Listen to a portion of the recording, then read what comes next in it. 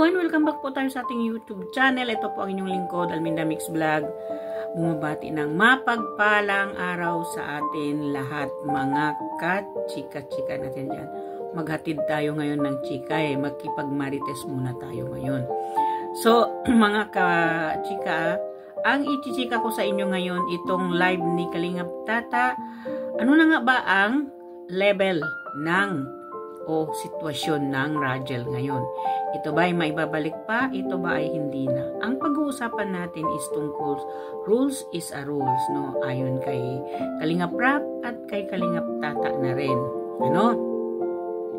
So mga ka-Rajel, mga ka-chika natin dyan, no? Ito binabase lang natin kung ano yung pahayag nila, no? Wala namang masama doon at wala namang sinabing masama si Kalingap Rap, lalo na si Kalingap Tata, kasi iisa po sila ng Team Kalingap. So, eto ay bago ko anuhin yun, umpisahan, at ako'y nagbabaka sakali dyan sa inyo, ano? Kung ba hindi pa kayo nakasubscribe sa aking munting palasyo, baka pwede pong pakipindot ng subscribe button dyan at ng notification bell para updated na po tayo sa lahat ng aking mga nire-reaction ng video, ano?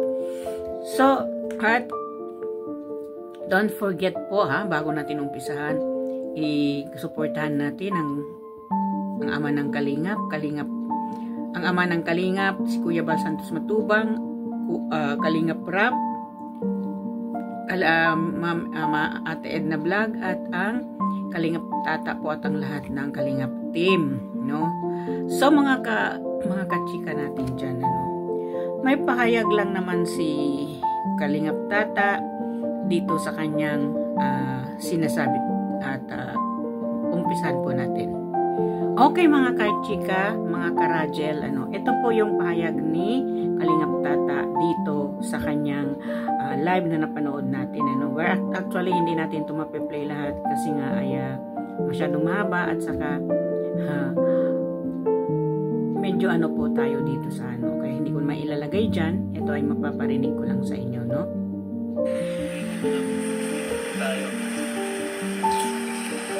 At siyempre, bilang isang Kalinga partners, T-Boys, respeto po natin yung ano ni Kuya, sisyo ko.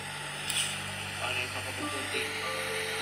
Kasi, pag matupad yung ng rules talaga, ang gawin yung kumpani, yung matupad ng rules, kailangan tayo kung paano yung rules. Malay natin, maano pa, may mga ano pa, darating na magandang opportunity sa buhay natin. Hindi nga ako makatulog, ano ko ba?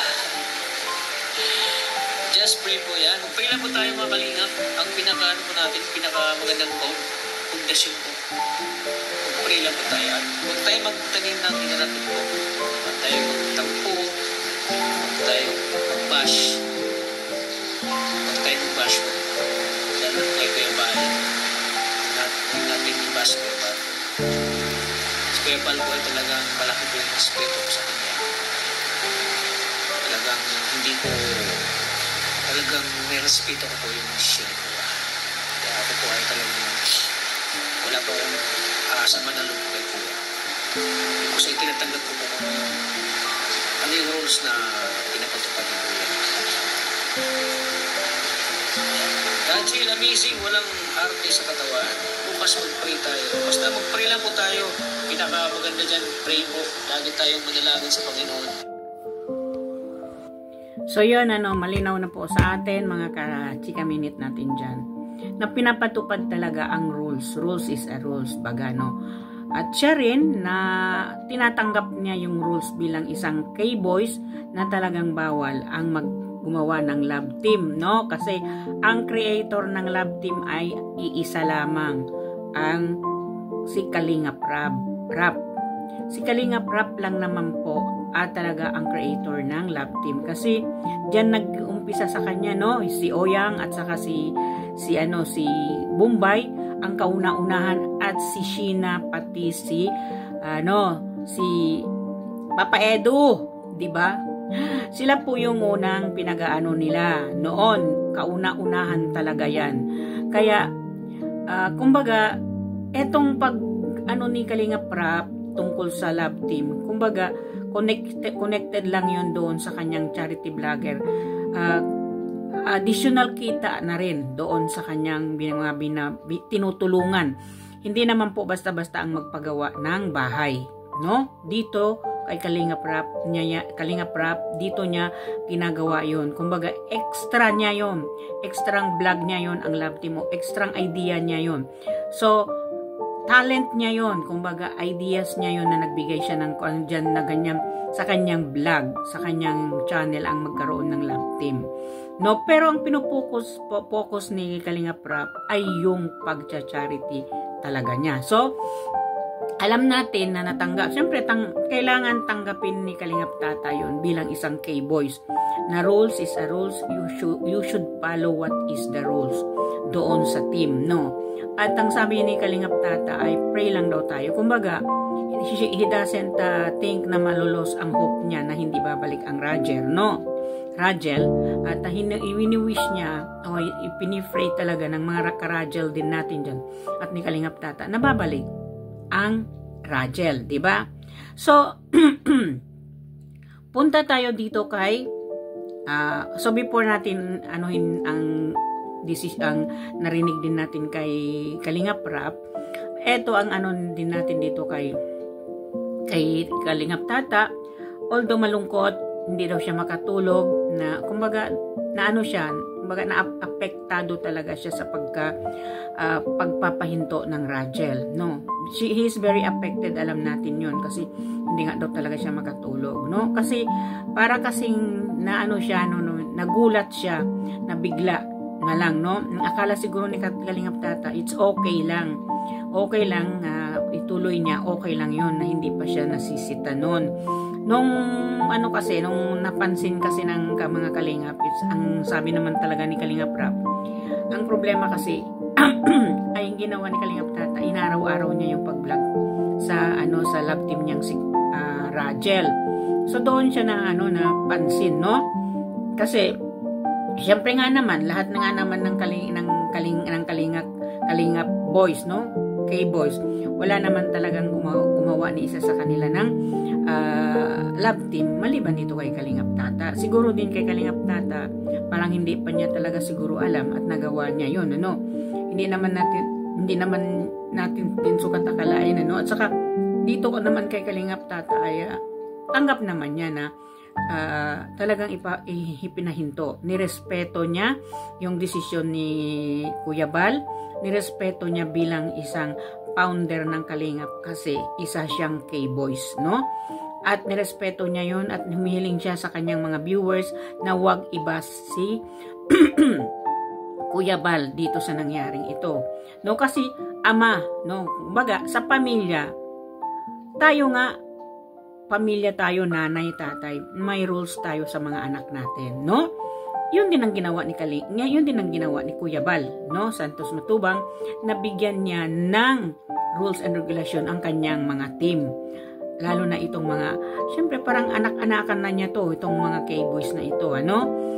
At oo nga naman talaga, nanggagaling talaga yan kay Kalingap Prap, ang love team. So hindi naman natin masisisi si Kalingap Tata. Alam naman po natin, marami din ng bash kay Kalingap Tata, no? Marami din tayong nababasa na syempre dagdag stress din yun sa kanya. Wag na rin po natin isisi o iba si Kalingap Tata, no? Although naman talagang lahat naman tayo talaga ay nagkakamali, no? Nagkakamali tayo sa maling akala natin, no? So wag na po natin doon kay Kalingap Tata.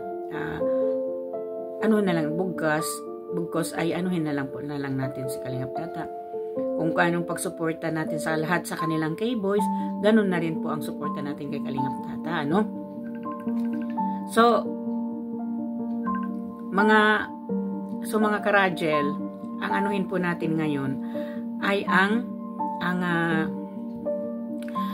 Kalingap Prap na naman natin ang anuhin ngayon, ano? Ayon kay Kalingap Prap ay nung sa live niya na napanood natin, no, ang sabi ni Kalingap Prap ay kung siya ba daw ang hahawak mag-press ng 1. Lahat naman talaga nag-press 1, ano? Halos lahat ng kanyang nag-press 1 kasi nga gusto nga talaga naman nila na mapunta kay Kalingap Rap yung Rachel. Instead na mawala ang Rachel, mapunta na lang doon kay Kalingap Rap, siya ang mag-handle. So, ayon kay Kalingap Rap, kung sino daw ang gusto mag-press 1. So, ang daming nag-press 1. So, ibig sabihin, gusto rin ng mga tao, si Kalingap Rap ang ahawak ng Rachel. Instead naman mawala. So, kayo mga ka-Rachel, no? Ano ang gusto ninyo? Mawala talaga ng Rachel o yung si Kalingap Rap ang mag-handle. So, dito, sa pagsabi ni Kalingap Rap, kung siya yung mag-handle, yung maiipon doon, para kay Angelica rin naman yun itutulong. Yun ang sinabi niya. At malay ba natin, no? Yun ang sabi ni Kalingap Rap, baka rin mapabahayan si Angelica ni Kalingap Rap. Who knows, no? Mag-milyon pa ang views ng Rachel pag si Kalingap Rap ang mag-handle nito. At isa pa ang binitaw na salita ni Kalingap Rap, no? Doon niya i-vlog sa kanyang pangalawang channel, ang Rab Matubang Vlog. At ang sabi pa niya, malinaw yun, ano? Don't get me wrong. If I'm wrong, i-correct ninyo po ako na si Kalingap Tata din naman daw ang mag-a-assist or mag-a-handle doon sa pangalawa. Kung time na ni Angelica i-vlog siya, no? Kasi ang pagbablog naman ay may schedule. Every Sunday or every Saturday ang kukunin nila, no? Once a week ang ni Angelica doon, ang Angelica, kumbaga ganun ang patakaran, no? Ganun ang rules nila. So sabi ni Kalingap Rap, dapat talaga kahit sino sa mga K-boys sumunod sa rules because rules is a rules. Sa mga team kasi kailangan talaga yung rules, no? Importante yan para magrespetohan ang bawat isa, no? So dito, mga ka-Rachel, no?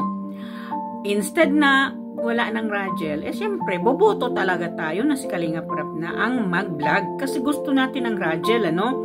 Para mabuhay yung mga dugo natin na nadismaya, nalungkot, umiyak, nasunog yung mga sinaing dahil nga nagalit, ayan na, nandyan na lahat. So, ilagay na natin doon kay Kalingap Rap, no?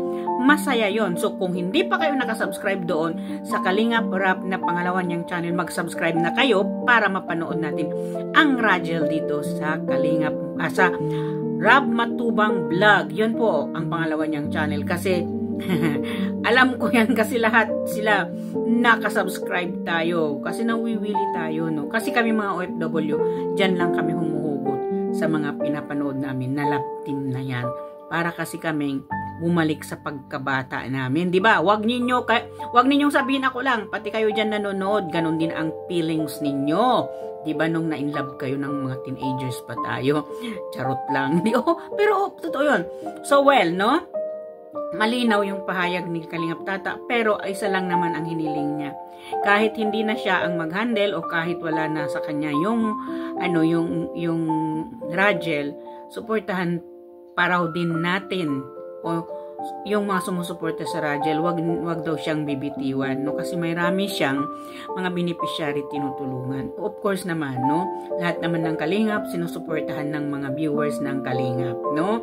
Hindi naman pinapabayaan ng mga viewers natin yung viewers ni Kalingap, no? Lahat ng Kalingap pinapadoon natin, lahat ng mga sa akin kung dumaraan ng mga reactors pinapanood ko, although hindi ko pa lahat na kilala yung mga reactors ng Kalingap.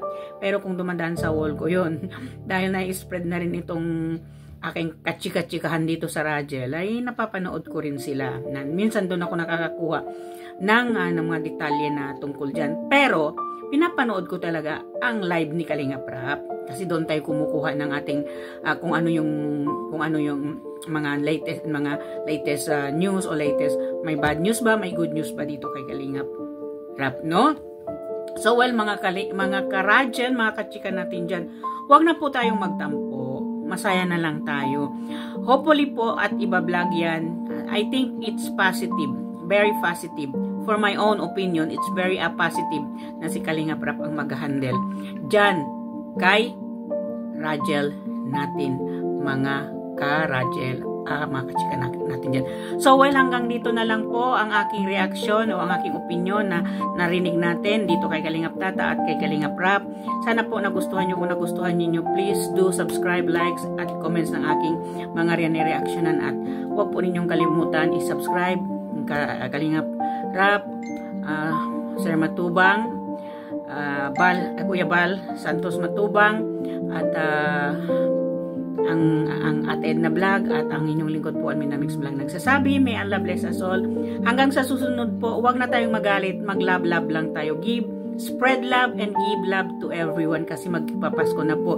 Bye-bye po, sa susunod magkikita-kita tayo mga karajel, mga kachika natin dyan.